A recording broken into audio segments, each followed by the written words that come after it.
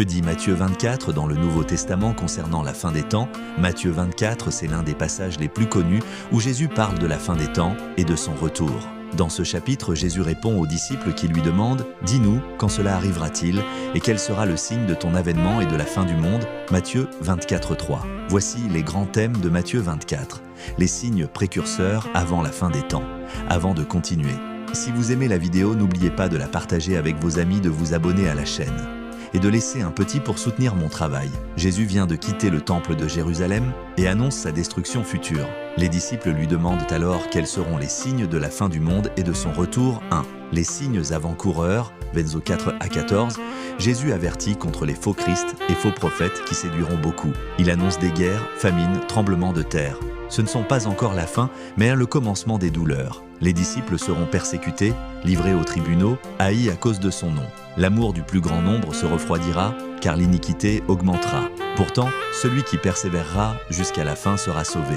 Enfin, l'évangile sera prêché dans le monde entier comme témoignage pour toutes les nations. Cela montre que la fin sera précédée par des crises mondiales et spirituelles, mais aussi par une expansion de l'évangile.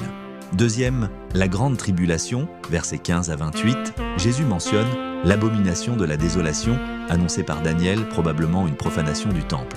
Il exhorte à fuir sans tarder lorsque cela arrivera. Ce sera une détresse jamais vue, des jours très difficiles, mais Dieu abrégera ce temps pour ses élus. Beaucoup de faux prophètes et faux Christ feront des signes pour tromper, si possible même les élus. Jésus avertit, si on vous dit « le Christ est ici » ou là-bas, n'y allez pas.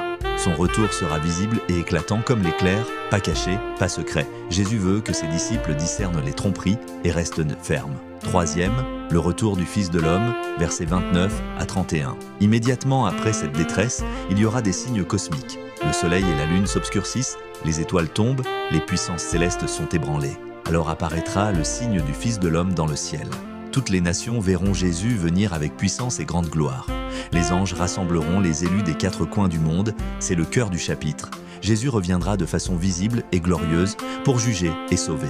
Quatrième, l'appel à la vigilance, versus 32-51, par la parabole du figuier. Quand on voit ses feuilles pousser, on sait que l'été approche. De même, quand les signes apparaîtront, la fin se rapproche. Jésus déclare que personne ne connaît le jour ni l'heure, sauf le Père. Il compare son retour au jour de Noé. Les gens vivaient normalement, sans se douter de rien jusqu'au déluge. Ainsi, certains seront pris, d'autres laissés. Jésus exhorte « Veillez donc, car vous ne savez pas quel jour votre Seigneur viendra ». Il conclut avec la parabole du serviteur fidèle.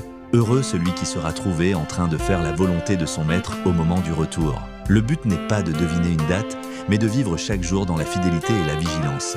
En résumé, Matthieu 24 enseigne que